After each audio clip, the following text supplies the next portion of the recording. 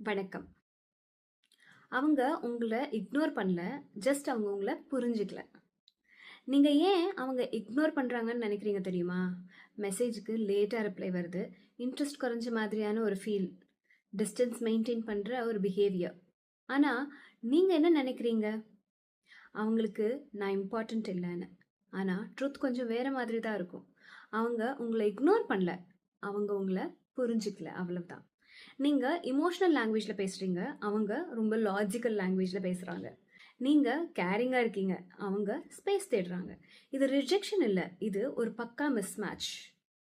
இது ஆணும் பண்ணலாம், பெண்ணும் பண்ணலாம். சைக்காலஜில இத எமோஷனல் லாங்குவேஜ் கேப்னு சொல்லுவாங்க. 2 பேரும் லவ் பண்றாங்க. ஆனா எக்ஸ்பிரஸ் பண்றது வேற வேற விதமா இருக்கு.